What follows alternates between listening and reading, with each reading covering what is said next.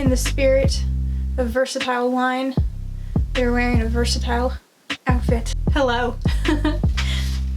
Welcome back to Wine Reform.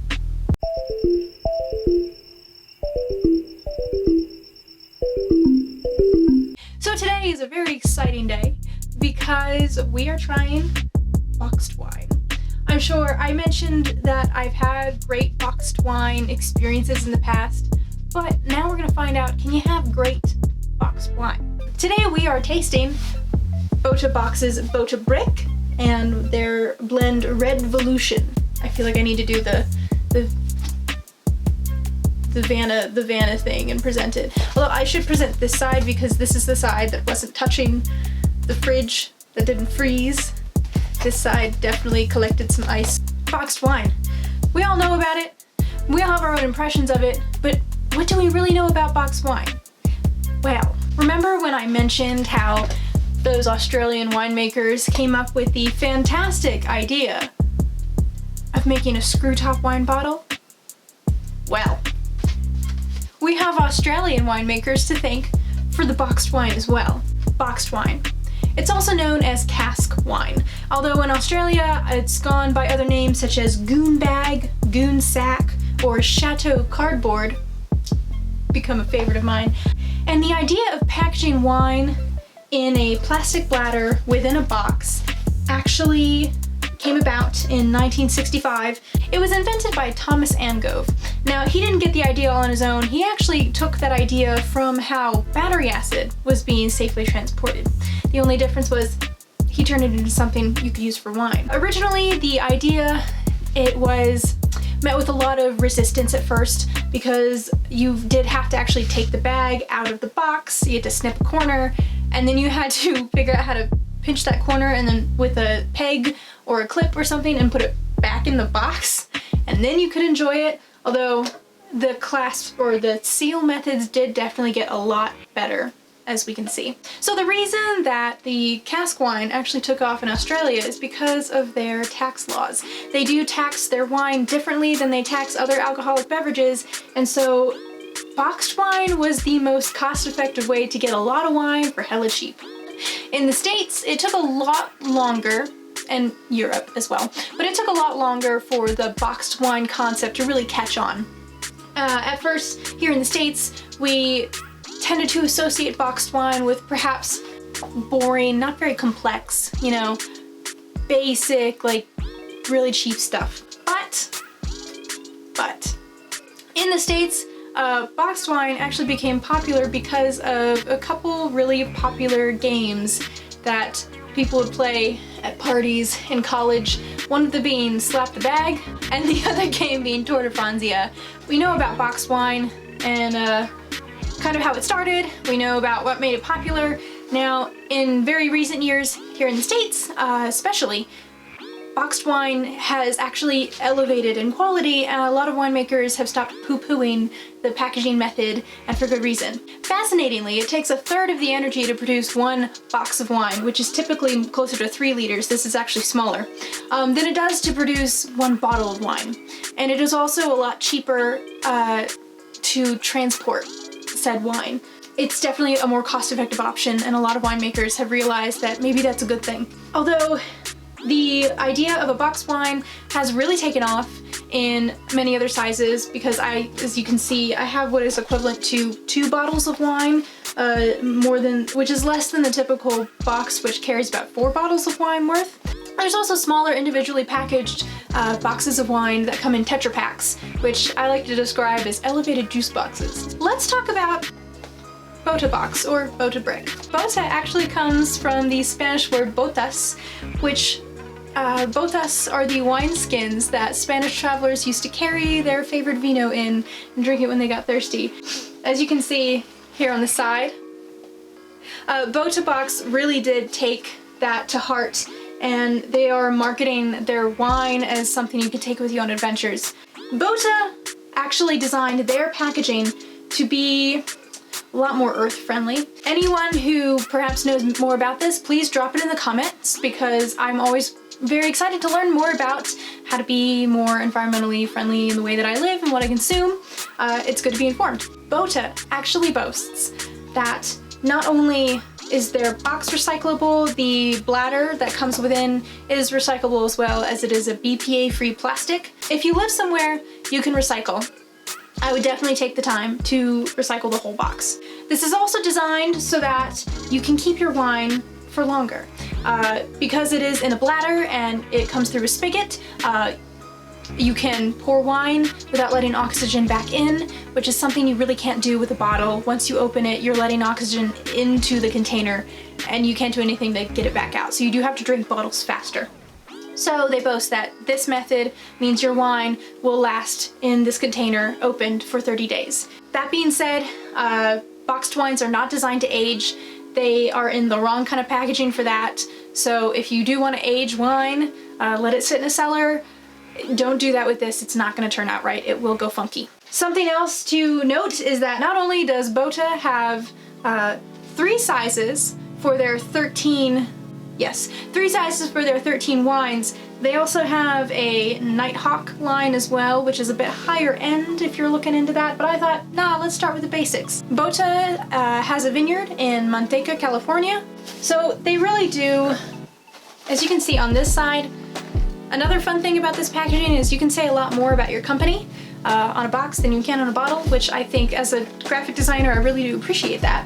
And they boast that not only do they have consistently awesome flavors, they have eco-friendly packaging, it's fresh, and it's portable. So let's try it. The only downside I've noticed about this is that, here's the nice side, and then here's the other side, here's the front, and if you can kind of see here, it was in the fridge cooling and some ice did chunk on there, and alas, it did mess with the integrity of the box. That's the only downside. Don't let this touch the sides of your fridge or sit in a puddle of anything that will freeze, because then you will have a less intact box. So the fun thing about these boxes is that they are supposed to be really easy to open, a lot easier than the 1960s when the boxes first came out. So really all you gotta do is, we look at the bottom and it has opening instructions. And then pop this open. Come hither. Woo, here we go. Okay, so the spout actually has, there we go, it has a lip right there. I'm gonna tuck it like that. I will tuck this part in the top part of that lip as well. Peel that foil off the bottom. Done. Our spigot is open. Did you hear that? Oh, that is a fun sound. You don't get that in a bottle.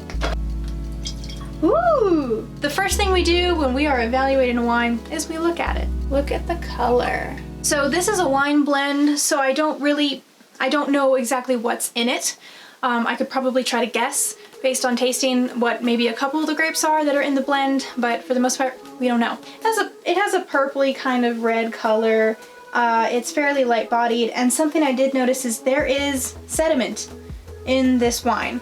From the looks of it, it appears to be just very tiny bits of grape skin. That doesn't necessarily mean this is going to be a bad wine. It just means it wasn't filtered as much as perhaps another wine that we could have tried. So I'll see if I can show you guys. There you go. Wait for it. Now you can kind of see it. There are tiny bits of sediment floating in the wine. I'm gonna aerate it and then I will give it a good sniff. Okay, so I smell a lot of alcohol right off the bat. So let's see how much alcohol is in this. It is 13.5% alcohol by volume. So that's pretty high. Oh, that's interesting. All right. I am getting 3 flavors once you get past the alcohol. I'm getting plum, sort of fresh plum. And then I'm getting in sort of a coco and anise. Actually very pleasant. Now let's taste it. I'm gonna take 1 sip to prep my palate, and then I'm going to take a second sip and evaluate. That is a fascinating flavor. Number 1, it is so strong. Like that alcohol, wow. It really fills your mouth. It's a very fumey. Flavor-wise, it kind of tasted like fresh fig and currant, which is really tasty. And then I did taste cocoa, which is so interesting. It was an interesting tannin I've never really experienced before. You know, some tannin kind of sits in your tongue and you can feel it stay there. This one was one that kind of sat on my tongue for a moment, sapped it of moisture, and then kind of just left it. And in terms of sweetness, like sugar to acid balance, I got a small zap of astringency, which was very quickly mellowed out by the sweetness of this wine. This was a very sweet, I would say this is an off-dry. I would say this wine is an off-dry wine. In terms of the finish, it had a medium finish because I think it only lasted very strong on my tongue for about like 3 seconds. And the only thing that really made, like, that has really lingered in my mouth is perhaps just how alcoholic it tastes. If I was to take a guess, I would say that Shiraz has got to be one of the blends in here. But in terms of what the other one is, I honestly haven't gotten to the point where I can perfectly identify wine blends, because I've definitely had wine blends before where one grape will completely change the flavor of another. So who knows what's in this wine blend. I could probably do a little research and maybe put in the comments what the blend might be after having tasted it, but we'll see. So just to recap, purpley garnet color, sediment, that did not affect the flavor though. And the nose was very plummy with cocoa and anise. It was 13.5% alcohol, very alcoholic. And then the flavor was like blackberries and figs and currants and cocoa. And it was an off-dry wine, and it had a medium finish and a really fresh mouthfeel. Actually very tasty. If you're someone who prefers wines on the sweeter side, but you don't want something to the level of dessert wine, I recommend trying Bota Brick's RedVolution, or Bota Box RedVolution. Yeah, it's very tasty. I think that it has a good complexity, especially since it's a box wine, guys. Like, that's just a method of packaging. It says nothing about the quality of the wine.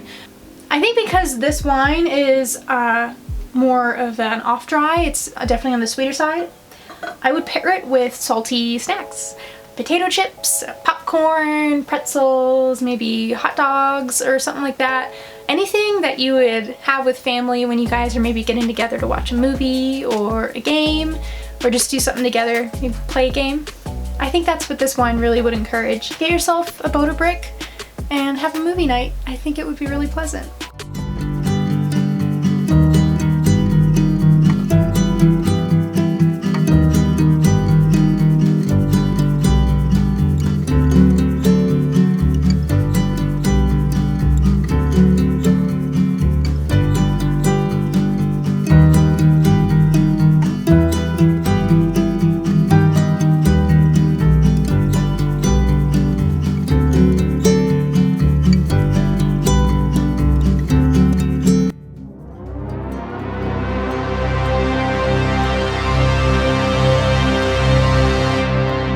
I really enjoy getting to explore wine and share it with you guys. I think that it is a blast, and there is a whole world of wine to explore, and we've just barely scratched the surface. This is the second alternative packaging wine that we have explored. We've explored the screw top wine and now the boxed wine, but there are so many more options. There's jug wine, and I think that there's actually this concept of like a flat plastic bottle. Not so sure how I feel about that environmentally, but conceptually very cool. So a lot of really fun stuff to explore. I look forward to doing more of it with you guys. If there is maybe a fascinating wine that you've seen that kind of looked to you like, I've never seen this before, drop it in the comments. I would love to hear about it, especially since there's always something new to try. If you haven't seen my video for Wednesday, I did do a short one on how to pair wine with food. I think it's really useful, especially as we get closer to the holidays. Yeah, we're gonna want to pair wine with our Thanksgiving dinners, so check it out. If you enjoyed what you're seeing, give it a thumbs up. Hit the subscribe button if you're not already part of the Wine Dabbler family, and definitely hit the bell icon so that you are alerted when I release a video. Because yes, God forbid I miss a day, then you know that I released it the next day. So thank you again, and I look forward to seeing you guys next Friday.